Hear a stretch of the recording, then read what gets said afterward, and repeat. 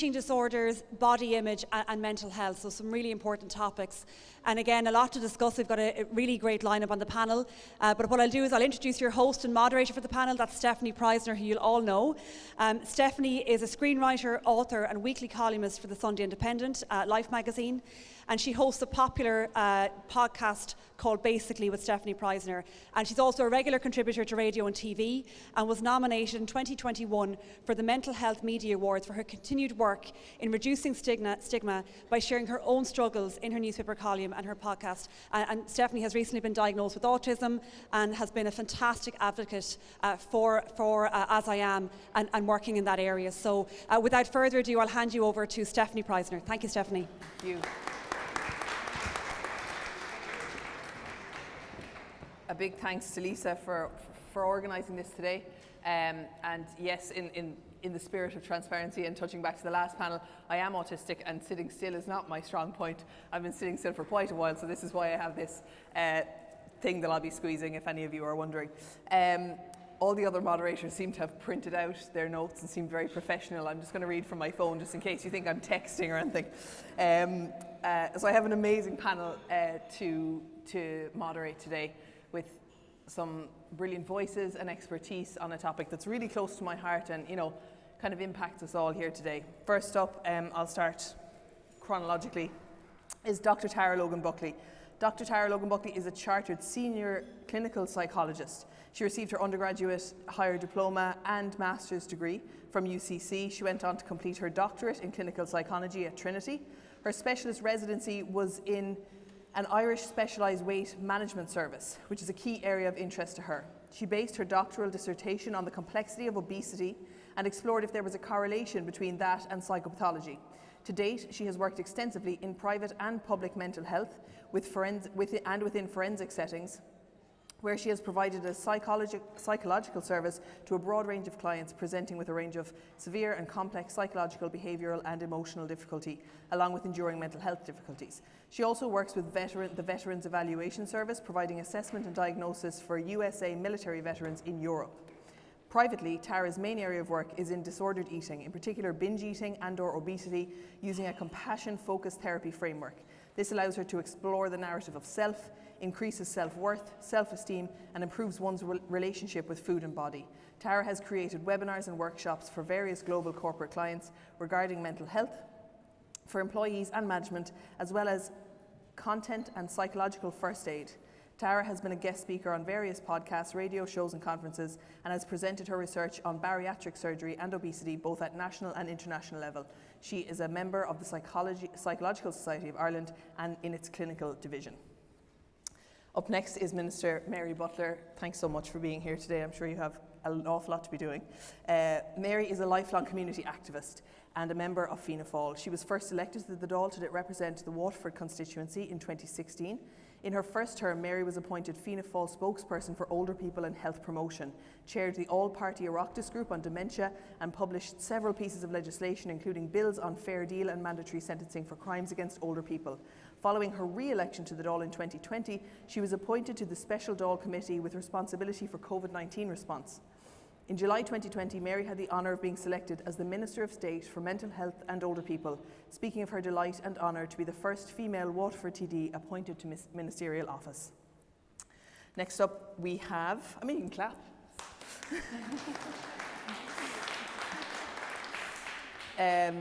Harriet Parsons is next up, and Harriet is from Bodywhys, which is an amazing resource.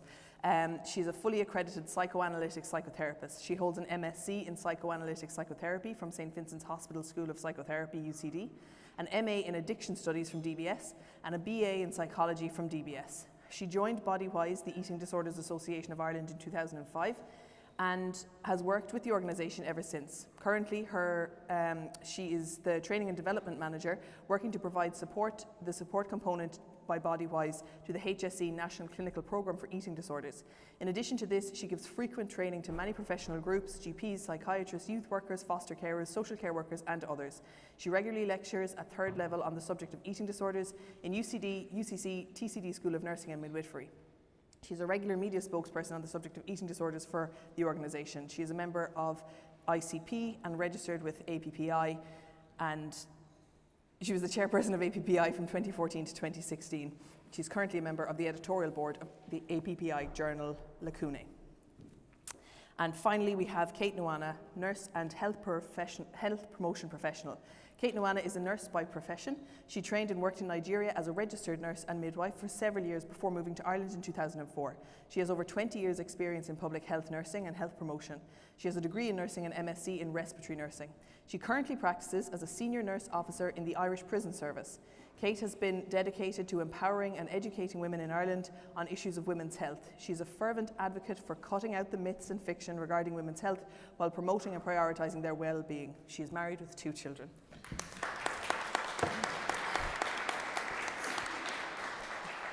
Thank you all so much. I'm going to start with Harriet from Bodywhys about the issues that are faced by women engaging with your service at the moment. What are you seeing?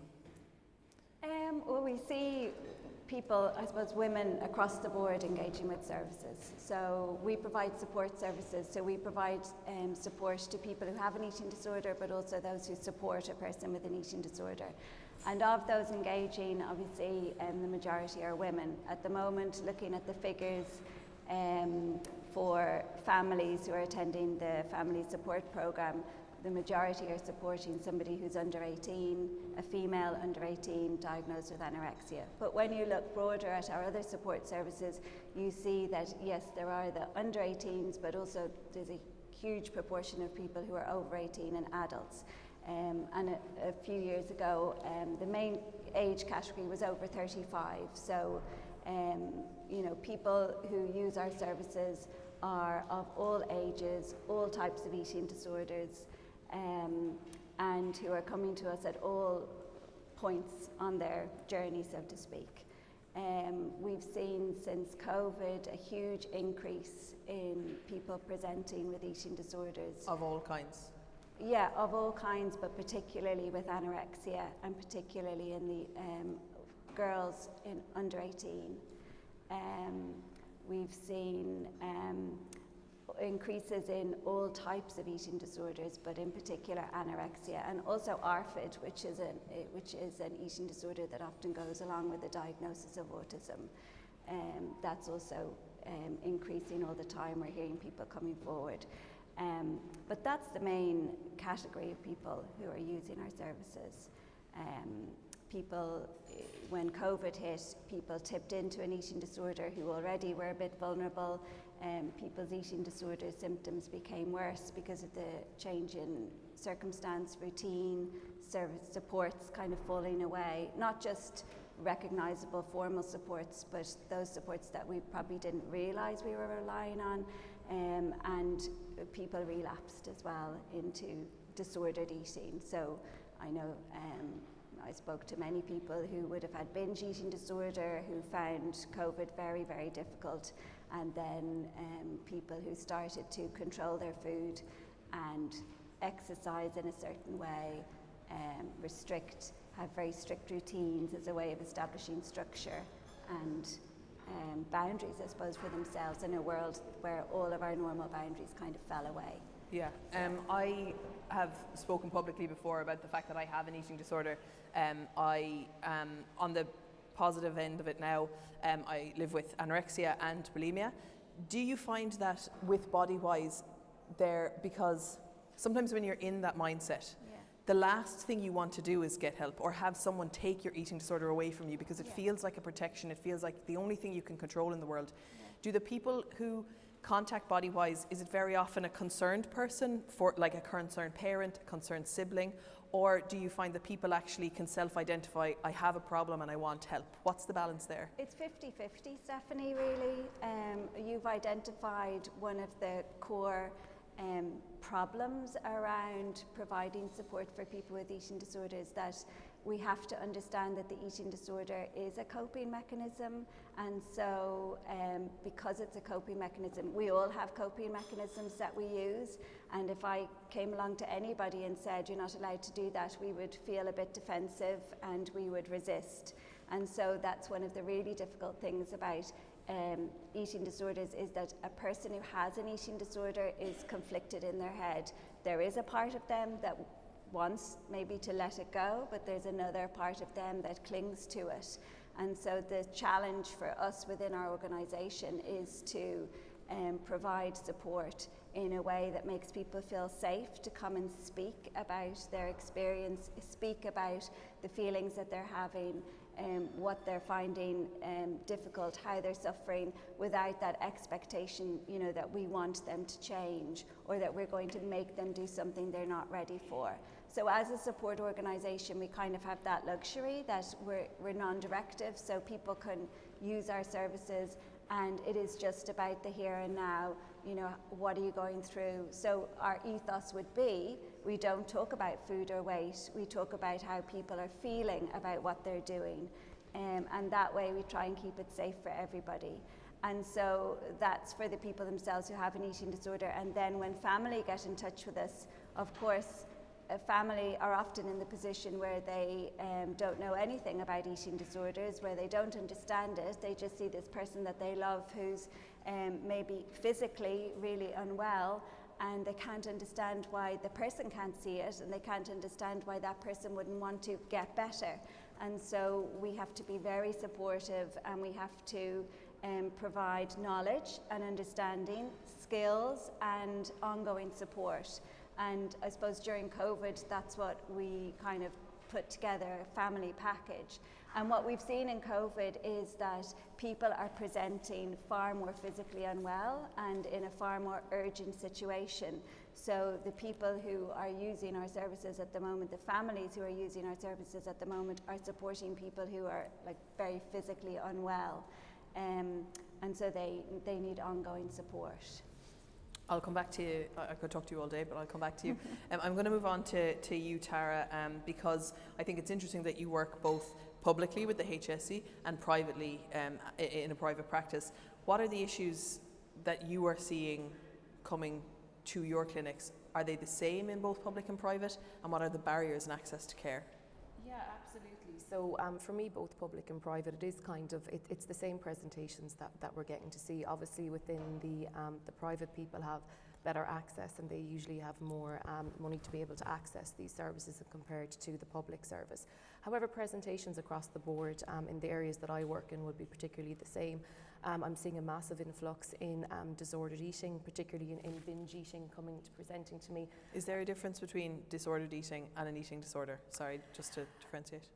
So I don't like the word eating disorder personally. That's me. I don't know if you feel the same. I much prefer the word disordered eating. I just think it takes away, because a lot of people blame themselves. A lot of people believe I am the eating disorder, whereas I always say no, it's an it. We try to kind of depersonalise that from the self, and I think that's a really important part of the recovery.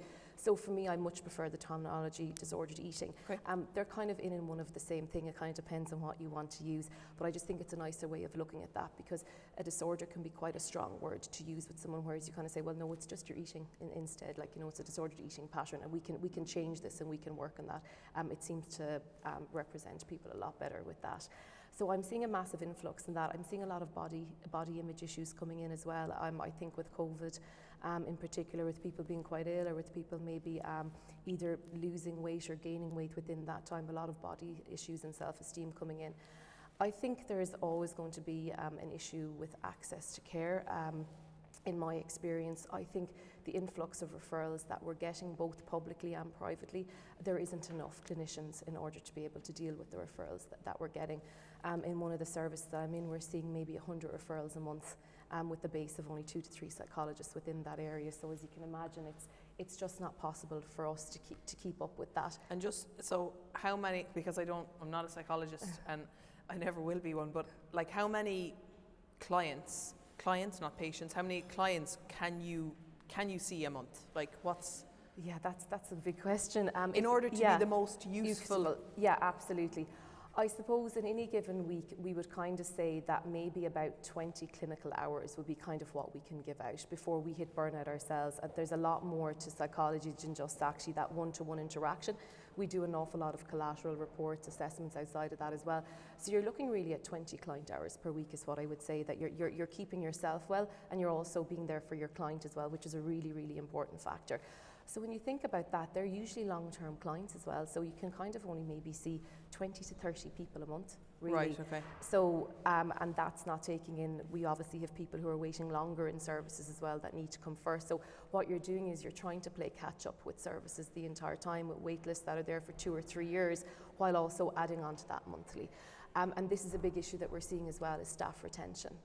Staff are hitting burnout very, very easily within both public and private. Our wait lists are years for some services, and we just can't keep doing that. We're just burning staff out. There just isn't enough of us, and we're just not able to deliver in the capacity for that amount of time continuously. And why, and maybe, Minister, I can come to you at the end for this, but why are there not enough clinicians? Is it that, like, from secondary school, it's just not something people want to go in and train in? Is it that the points are too high, or they're getting trained really well and they're going abroad? Like, from you and your colleagues, what's the sort of anecdotal, and then I can ask the Minister, like, what? Of course. So for me, I think a big thing is funding, if I'm 100% honest. To get onto a doctorate in clinical psychology, it takes about 10 years, so it's a very, very long road from the day that you kind of go into university, day one, until you get qualified. You are looking at kind of 8 to 10 years for that process. So if you're saying to a young person that's 18 or 19, it's going to take you 10 years before you qualify, and we can't even guarantee that because you need experience in between. A lot of people are very put off by that. Another thing within psychology that people don't understand is we're very mathematic based. So we do statistics, which shock an awful lot of people when you come into psychology. You think, oh, I'm not going to just sit there and talk to people. It's like, no, we have to do research, we have to present, and people get very taken back by that. So the points are quite high for psychology. Funding, because to get into clinical psychology, there's only a set amount of places in Ireland in each of the universities, and it's actually quite small. So what we would need to see, personally, what I would think would need to happen is that we have more funding for more clinical spaces, because there are so many people that want to get on that, and they get so disheartened because it is it takes a long time to get there, and then the spaces are so short. It might take an additional few years to get on these programs. So I think that if we had more funding for programs, it means that we'd have more access to clinicians, and we're very lucky that actually with clinical psychology within Ireland, we don't tend to go abroad. We tend to stay, we tend to want to work within Ireland. We very, very seldom do go abroad for that. So we are able to keep us when we are qualified here in Ireland, and we want to give back, we want to help in Ireland as well, because that's where our training is. Is there, and this comes sort of like for Harriet and for Tara, what is the recovery rate? How possible is it for people to recover from these eating disorders or these disordered eating patterns? Is it something that people have for life, that can come back at any time, or do you see a really positive, like, actually we can work with people in a CBTE model for 20 weeks and generally they're fine? I'll come to you first on that. Well, people do recover from eating disorders. It's absolutely possible to recover and recover fully. So, often sometimes people think of an eating disorder like an addiction, that it's something that you'll always struggle with, and it has lots of similarities in that way, but where it differs is in terms of recovery. People can absolutely recover. Now, not everybody recovers, but so early intervention is key, and really it's about having the flexibility to find a treatment approach that works for that person. One of the difficulties is that starting out, maybe you don't always know what's going to work, and you don't always know what's not going to work. So, but it is absolutely possible to recover. At the support group yesterday morning, there was a mum there whose daughter hasn't been able to recover yet, but there were other parents at the group who had young teenage girls who are currently in treatment, and she was like, my daughter hasn't recovered, but I have seen so many people come through the same service and recovered. And there's enough hope there for her to hold on to that. Absolutely. Tara, I might give you the last word on that, and then I'm going to go to Kate. Yeah, absolutely, I 100% agree. And I think the lovely thing is recovery is very different for everybody. So, recovery for one person might mean one thing, for someone else it might mean something different. And I think you picked a lovely point, is that it's different for every single person, and a really important thing is that not every one modality will work. So you mentioned like CBTE, which is absolutely fantastic. However, that's not the one size fits all for everybody. So I think it's great that we can use kind of an integrated approach with everybody and make it really individualized, so that the recovery for them is for them in particular, and using different frameworks within that as well. But definitely recovery is very, very possible. Well, that's positive. Kate, I'm going to come to you next and sort of maybe move away from just simply eating disorders. From your work, what are what are the sort of mental health issues that you will be dealing with most in your work? From my work experience, we encounter all levels of spectrum. Spectrum of mental health, from stress, traumatic experience, depression, schizophrenia, affective disorders like psychosis, and all levels of mental health problems.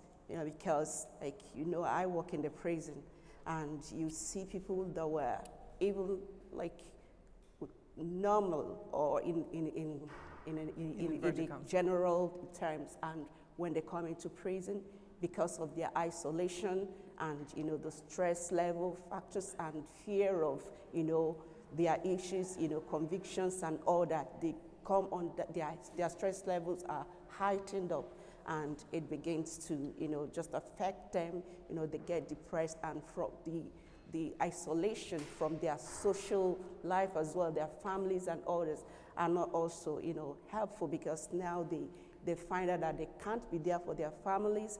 They are just there facing unknown sentence, and there's a lot of factors around that, and their mental health begins to deteriorate, and it just becomes a vicious cycle. Despite all the facilities and resources that are there to support them, both medically, psychologically, behaviorally, they still don't really get settled, because they're still in the environment that is constantly reminding them and aggravating their stress level, and basically that's not helpful for them. Yeah, so you see substance abuses as well, because a lot of them would be people that have been involved in social substance misuse, and they come in and they are also craving for that while in the prison, and that's also helping to fuel their mental health deviation, and it does not help. And then they just come constantly the thread between inmates and all that. There are gangs. People are just unrelaxed. In fact, the environment is so tensed, and that helps them to degenerate. And a lot of times things get settled at some point, depending on who it is and how, if it's when they get sentenced and they're able to relax and they know a little bit what their future holds for them, you can now begin to work on them, and they can understand and be focused on how to get help and get better. But otherwise it just keeps going on, and the isolation does not help them as well. I think that's fascinating, that actually it's the uncertainty that can be quite intolerable, that actually once they're sentenced and they know, okay, well, it's 10 years, that actually there's a sort of I can really relate to that, I just want to know, even if it's really bad news, I just want to know. In terms of health promotion then, how do you promote positive mental health in an environment when, because I think that's really relatable, maybe not a lot of us have been to prison, but that in a state where that this is a really difficult environment for me. I'm in a really stressful situation and I can't change my situation. Maybe it's a work thing, maybe you're in a relationship, maybe you've got family issues. How can you promote positive mental health when you can't impact the situation around you? That's a very interesting point. Now, we know education is fundamental, to helping people understand the situation they are and how they can actually come out of it. Contrary to those in the prison, they don't have, choice over their environment. They are stuck in the prison. But for us women, we're talking about women here, and also how to help impact, our community, help, our environment, impact on the future, women and, health. Education goes a long way, because a lot of the time people, especially we women, we tend to be very resilient. We are going through stressful situations, very traumatic situations, but we cover up because we don't want to expose our weaknesses. We don't want to expose our families. A lot of women have gone through a lot of, violence, domestic violence, and they're covering up. And what it does to them now is just to put them under repressed emotion.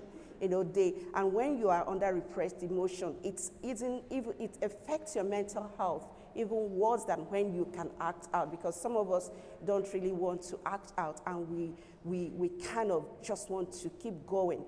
And talking to people, explaining to them the importance of opening up. Like we've always, from the first panel, we talked about opening up, coming out. Some of these things have, long been covered up. And that's why a lot of the times it affects, the effect of mental health, its impact on women more than men, because men tend to act out. They can, just explode or just give out.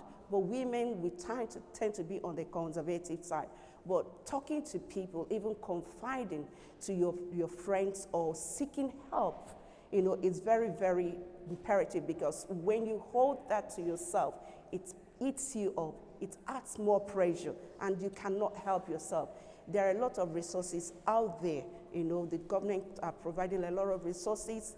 I know that there's a shortage, in psychologists and psychiatric people or nurses or health because of the, pressure that is impacted every day, even with COVID. But you can still get out there. You can get help. Speak to people. Tell people what you're passing through, and also take your mental well-being into your own hands, because it is the fundamental, thing in life. If our mental health is not, in order, we can't function, in any other way. It is very, very fundamental for our reasoning, our social interactions, the way, our productivity. And if we are not mentally balanced, it is very difficult. So we need to be advocates as women, and be champions of, advocating and helping people to, advocates of mental health. Tell people this.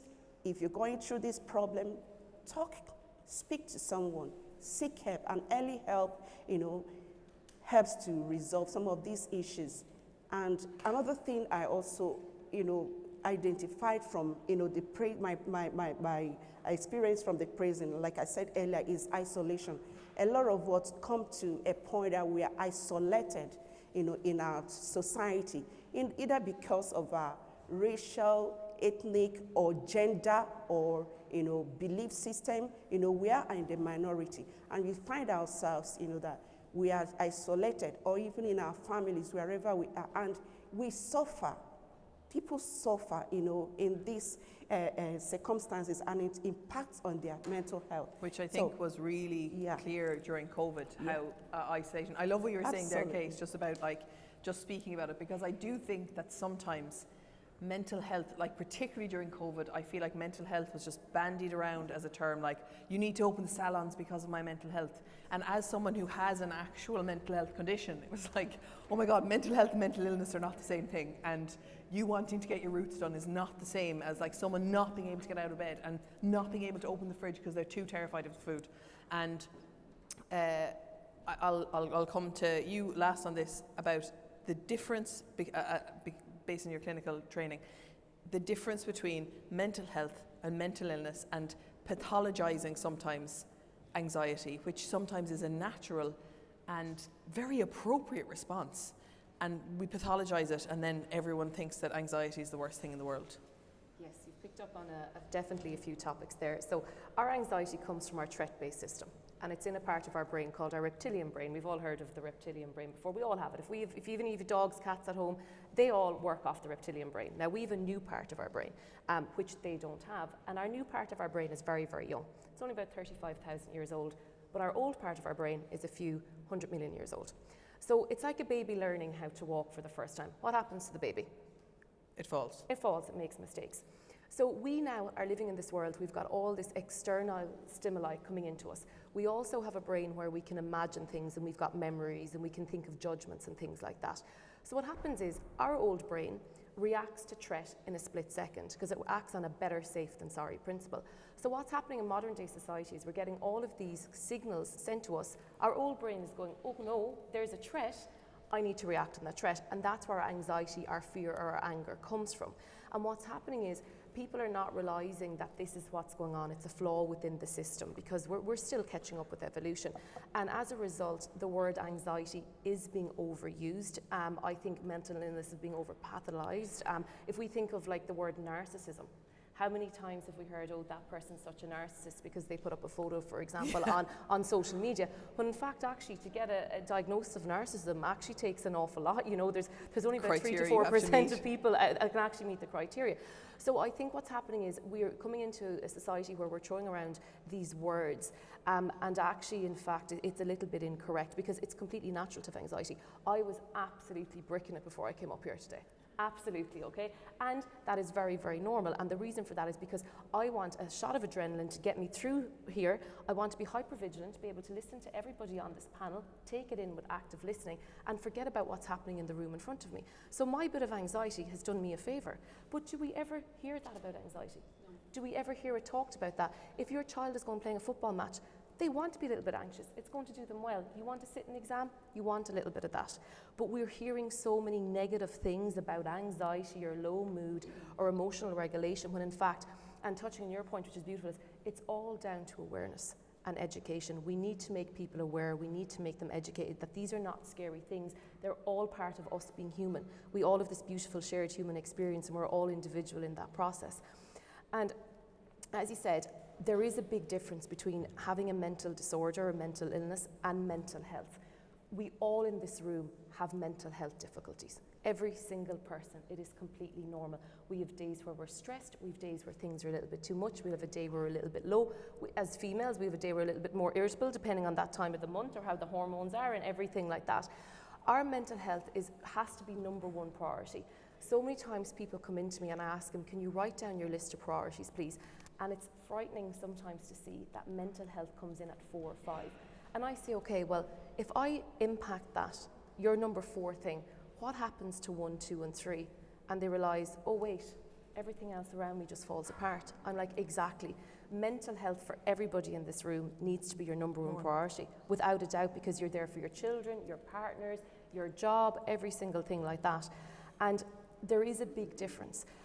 A mental illness is something that can be diagnosed either by a clinical psychologist or a psychiatrist, where it has dramatic impact on your life on an every single day, where it means that you can't function to the best of your abilities or do the things. And obviously if mental health affected, that's the same, but we're looking at, as you said, someone who cannot get out of the bed, where me asking someone to go and brush their teeth is the same as asking someone who's functioning well to climb Mount Everest. And I always make that comparison, that I'm aware when I'm dealing with someone who is in a depression that's clinically diagnosable, to do these small little behavioural tasks is asking them. Huge. It's huge.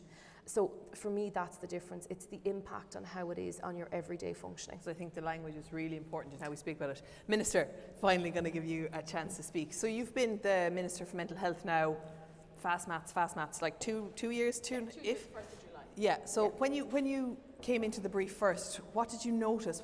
I'm sure it was a fast learning experience for you, but what did you see were the things that were like urgent, and how did that all go?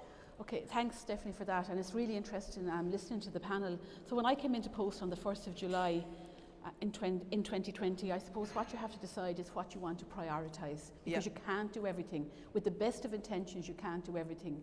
So a couple of things that we have done, and I think we're doing them quite well, is to prioritise. So the first thing I prioritised initially straight away was in relation to eating disorders, because in 2018 the clinical programme for eating disorders was launched. Right. It's a really, really good programme. It's led by Dr. Michelle Clifford, working in tangent with Bodywhys and the Department of Psychology when at the time it was put in place in 2018. The data they had from 2016 and 2017 suggested that maybe 60 people would present with an eating disorder to the 60 right. might present to the clinical programmes. Last year 504 people were referred.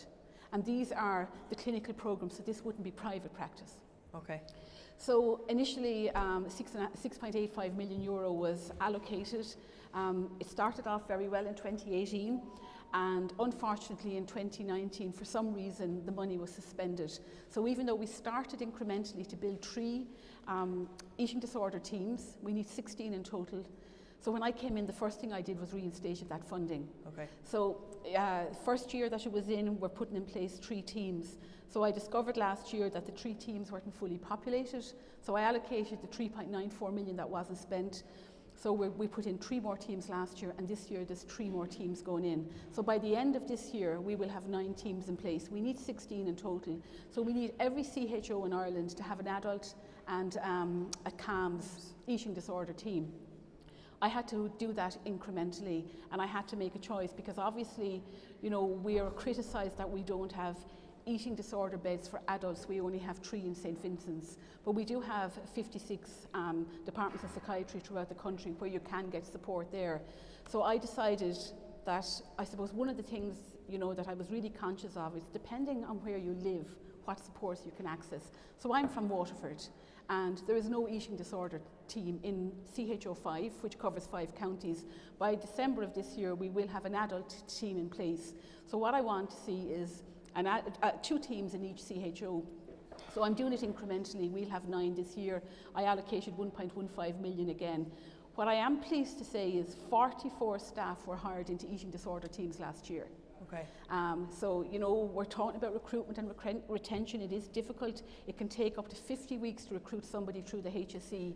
Like, it's crazy stuff. But we got 44 people in relation to eating disorders. So these are multidisciplinary teams led out by consultant psychiatrists, consultant psychologists, dietitians, OTs, the whole way down the line, a multidisciplinary team. And the one thing I do want to say is we really have good inpatient supports for young people under 18. So we have, Merlin Park, we have Aisling, we have Lindara, and we have a second one in Dublin. So we do have dedicated supports there for young people. But everyone on the panel is absolutely right. Like 75% of all presentations last year were in relation to anorexia nervosa, but 93% of them were ages between 15 and 17, and they were all young girls. Okay. So there's a shocking amount of young girls who have presented with an eating disorder or disordered eating, which I really like, during COVID. And it all comes back to, I met with several groups of young girls who were in transition year, and they all said they're so pressurized with social media, they're so pressurized with TikTok. So during the very first wave of COVID, all the transition year students told me they all went on TikTok. And the pressure started to come then in relation to the body consciousness, the body imaging, and just to be absolutely perfect, the hair, the makeup, the clothes, whatever you're doing, and the pressure came from there. And, you know, I think it's really important to say that anorexia nervosa, eating disorders, they are among the most severe of mental health conditions. So sometimes when a parent might say to a young person, for God's sake, sit down there and eat that, they actually can't. Yeah, and I think it the is a statistic very, is that very serious condition. of all mental health issues that exist, anorexia nervosa is the one that you're most likely to die from because Yes. it's so Yes. crucial. I'm just wondering, Minister, are you doing any, or just to Tara's point about like clinicians and getting clinicians in, obviously that's not just your job. Are you, No. like, is there work being done with Simon Harris, the Minister There of is. Higher Education, just to try and entice people? So I'm just going to give you an example. So CHO1, so all the way up in Donegal, Mayo, Sligo, that particular area, there are 3 funded dietitian posts in that area, and there hasn't been one application into the job. It took 1.5 years to get a consultant psychologist to take up the post in Wexford. Okay. CHO5 where I am. So we have, and everybody will have heard, you know, in relation to the situation in CAMS down in Kerry, where since 2016, even though the post is funded, we haven't been able to secure a consultant psychiatrist in. So is that because, sorry, like to be kind of blunt, people don't want to live in Kerry? People don't want, like, why can't? Well, you know, I can't understand why anybody wouldn't want to live in Kerry, Donegal or Wexford, because they're all fabulous counties. But or is it a I think financial so, thing? Like, can they make more money in a private? Maybe, and Okay. some of the professionals, I suppose, want to work in the bigger centres. So there are issues there. But at the same time, like, we fund 74 consultant psychiatrists to work in CAMS, and we have 68 in place. So we're short 6, so we wouldn't have the percentages that in other particular areas. Right. It can be very challenging, and I think, you know, Tara really hit on the fact in relation to how long it takes to become a consultant psychologist, for example. Like when you start studying at 18, do you want to be still studying at 28 or 29? Probably not. Not everyone does. Yeah. You know, that's one of the issues. And if I could just touch on a point that was made in relation, Kate made in relation to, I suppose, you know, prisoners and the situation in relation to mental health. And you know, we all saw the report the Mental Health Commission did last year, and it was really hard hitting. So a couple of things we're doing at the moment, working in collaboration with the Department of Health and the Department of Justice. There is a committee in place, and it's actually chaired by former Minister Kathleen Lynch. You might all have heard of her. And we're putting in place, we're trying to stop the revolving door. So when somebody is released from prison on a Friday evening, so it's, you know, it's a release from prison from the point of view, it's put in place. It doesn't just happen, you know, we're short of capacity, you're just out the door. So it's planned. And the minimum that person should have, if they do have a mental health illness, what they need to have when they're leaving prison is they need to have, for example, a medical card, they need to have some place to stay that night, and they need to have an appointment with a mental health practitioner, counsellor, consultant, whoever, to support them. That's the first point. The other thing we're doing a pilot scheme down in Limerick at the moment, and it's in relation to diversion. And so you're talking about a young 18 or 19-year-old person, and they might have offended, and they might have shoplifted €4 or €5 worth out of a shop, and they might have a mental health illness. Prison is not the right place for them. And what we're trying to do is divert. So a really, really big conference held in UL last week. We had police from Canada, from Scotland, from Northern Ireland and America who are doing this really, really successfully, and that's what we're looking at. So we're trying to think outside the box, because mental health, as you know, is so vast. And as Tara said, it's not, and Harriet, it's not one size fits all. I'm very conscious of time. Lisa, we'll take some questions there. Yeah, definitely. We'll do the Q&A now, so if people just want to pop their hands up, and we'll take some questions. I might, Stefanie, take a few together and then go back to you. Yeah. Hi, my name's Riona. I have a question for Minister Butler. You mentioned in the CHOs there's a certain specialised eating disorder group of trainees. Is there any specialised eating disorder course that psychologists or therapists can take to have more experience and knowledge of eating disorders?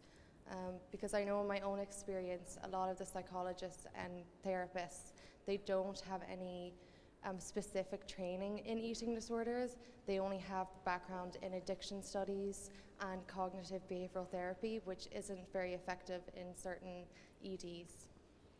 Thank you. We're going to take like 3 questions together, and then people can answer.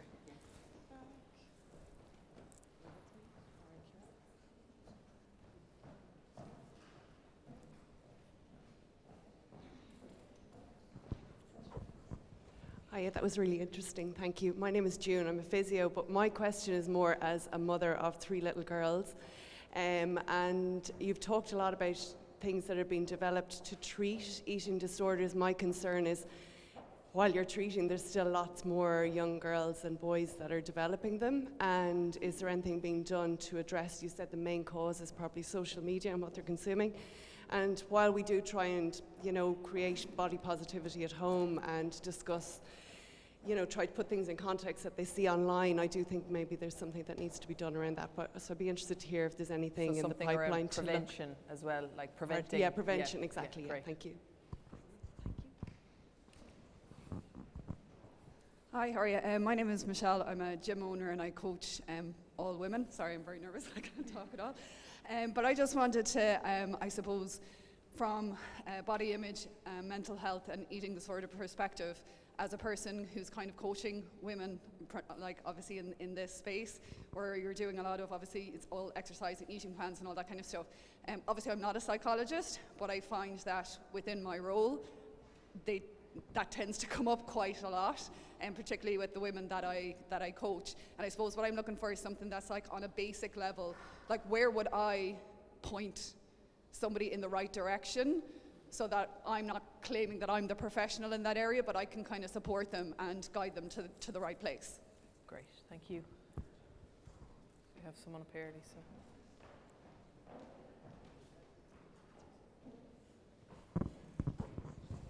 Thank you. My name is Ngozi. I'm from Willing Women Worldwide. I have a question because I have a colleague of mine. He has been doing night work for close to 12 years, and he had diabetes. He was so stressed, and he had a lot of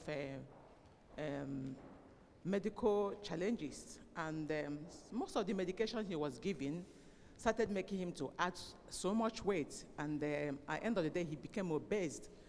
And he started researching into what happened to him because he tried as much as possible to eat healthy. So he went back to the doctor, and the doctor was like, no, this medication cannot make you add weight. So, but at last, he went to another doctor, and he discovered that some of the medication actually can make you become so hungry, add weight, and start eating and become obese without you knowing it. So my question now is, in that case, how can somebody like him be helped? Because there are so many people that are obese because of medication they are taking without knowing that that is the cost. Thank you. Okay, thank you. I think we might have to, I think, Lisa, there's one more here, Lisa. Oh, I think. I would talk for women with disabilities, and I would like to know, is there any option for women with disabilities, I mean with physical disabilities, to get mental health support, maybe by medical card, because especially for those women who get disabled later in their life, it's very hard for them to overcome the situation that their body is not as it used to be, and they feel very unhappy and unloved, and I think they need to get proper mental health, maybe psychotherapy or something else, free of charge. Okay, so mental health supports on medical card for someone who has a physical disability. Because a woman might feel very unloved, very unpretty, unnice because of disability, especially if a person used to be healthy and nice, and now they need to learn that it's okay not to be okay. Okay. And could the mental health support be free of charge for people like that? Yeah, absolutely. Thank you. Lisa, we're going to have to start answering questions. Yeah, just the last lady here. Okay. Thanks, Lisa. Councillor Deirdre Heaney, I just want to thank the panel obviously for the work that you're doing, and I just want to ask, is there any advice that you would give to a person who is aware that somebody has an eating disorder, a young girl? Have you any advice to that person as to how to help or what to do, what action to take? Okay. And the last question here, and then I'll touch on some of them, and then because the panel might not be able to answer all of them. Thank you so much. I just want to ask, at a very basic level, at what point, or is there any prompt in our body that will tell you are having eating disorder issue, or the mental health is turning to mental illness? At a very basic level, what prompt in our body? What should we look out for?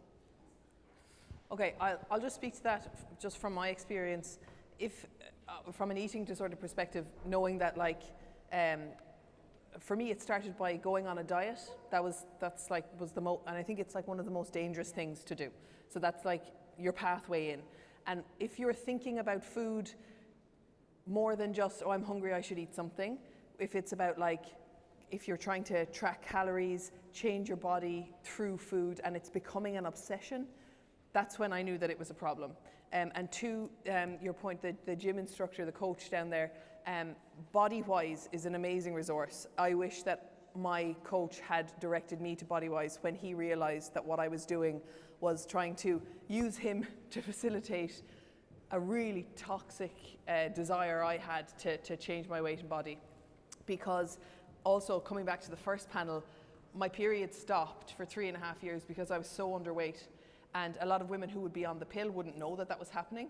And it's happening to a lot of women doing CrossFit, other very intense exercise, that like if your period stops, it's literally your body way of saying like, there's really something wrong here. So Bodywhys was an amazing resource. And to your point as well, if you think someone has an eating disorder, Bodywhys has a great resource on like how to broach that.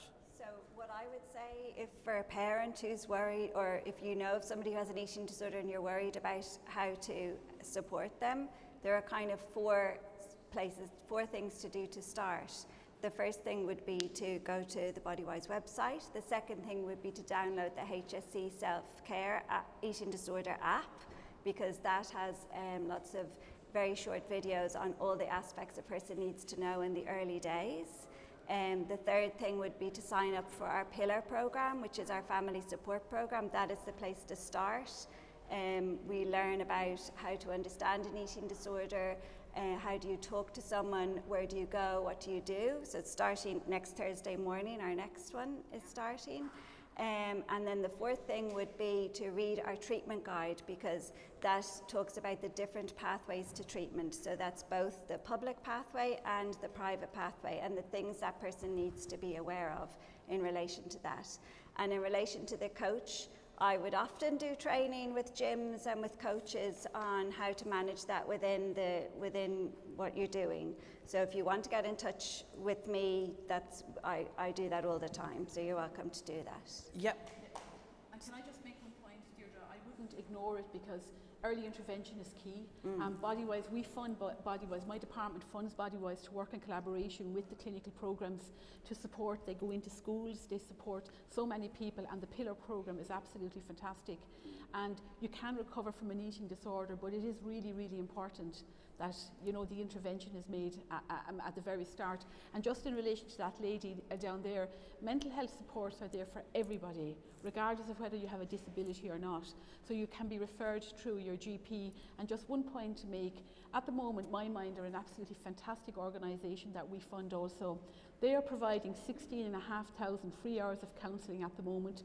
You can go online to their website, but what they do, which is so important, they provide it in 18 different languages, Ukrainian, Russian, every type of language, because 17% of the people living in Ireland now weren't born in Ireland. We just don't speak English and Irish anymore.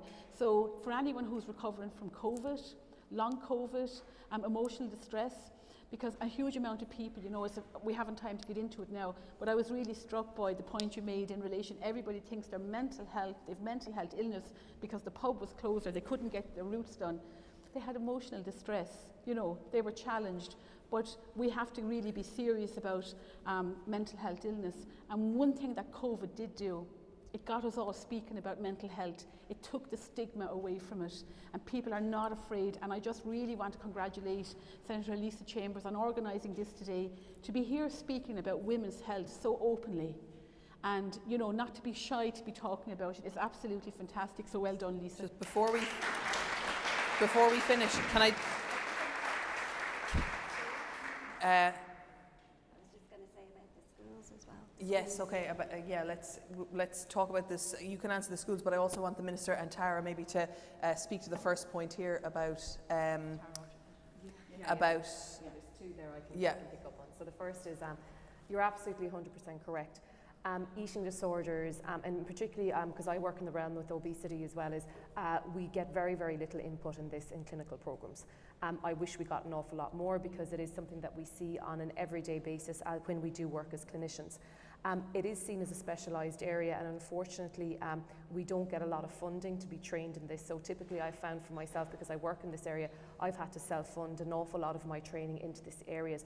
There is some beautiful programs that you can do. Obviously CBTE is kind of the main one, but DBT, which is dialectical behavioural therapy, absolutely fantastic for emotional eating or binge eating. The compassionate model is the one that I use, so compassion focused therapy. that blowing the water at the moment with using a compassionate framework with adolescents and with adults that have disordered eating. So that would be the typical framework I would do. But it's really important to remember as a clinician when you're training that it is going to be an integrated approach. So it's really good to have a little bit of all of the multidisciplinary team. Absolutely. Yeah. So everyone important. I'm sorry to be interrupting you now, but we are running out of time, and I want Harriet, do you want to take that question? Yeah, and also just to say that the CBTE training is online and it's free. So it's there's a whole website dedicated to it, and you can do it. But about the 3 little girls, so we have developed a primary schools resource which has a book, and it's teacher-led from junior infants to 6th class. We have a secondary schools program as well, and our organisation would also work alongside TikTok and other social media to try and, at policy level, to try and ensure that if somebody is looking for eating disorder type content, they're directed to us and that kind of thing. So if you go onto our body image website, it has a whole section for parents on managing social media and body image for across all ages. Just the very last line, if you wouldn't mind, Stefanie, the social media, the whole element of social media and social media abuse, it is being addressed through the Oireachtas now.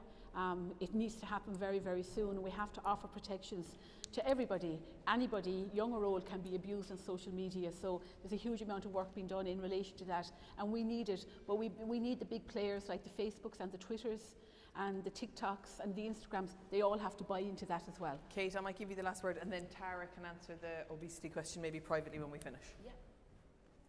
Okay. Yeah. Thank you. I just want to congratulate you for the what you just spoke about, developing the primary, the booklet, the teaching from the primary school, because that's actually the point I wanted to talk about, that, even creating awareness and teaching our young children from the young age, and even, getting that even in the schools, primary school curriculum, because body image, it's correlated to mental health. When you have a positive body image, you cannot be able to handle, your mental stress and whatever, because when you don't accept yourself as you are, we need to, get to make our children know that there's no size for fit all. Everybody comes in different size and shape. And when you're comfortable in the skin you are, you just have to accept who you are, because no matter how you try, if you're made to be fat or big or tall, you cannot control it, in as much as we do a lot to help ourselves. So teaching our children from young age to understand and accept themselves the way they are, it helps to remove the psychological stress and identity crisis that they meet and that affect them. And from that, even isolation that starts from young age, we also need to teach our children of diversity and integration, to accept one another, because you see that in some schools. Unfortunately, one of my friends relocated to United Kingdom last December because her 5-year-old comes back from school and crying, "Mom, why am I black?" Because her friends, schoolmates couldn't play with her. So we begin to teach our children to accept people the way they are, and also teach them to be comfortable in whom they are. It will help them to develop a stronger mental well-being, so that they won't have the crisis we adults are having when we grow. I feel absolutely terrible interrupting you, but I think it's a beautiful note to finish on.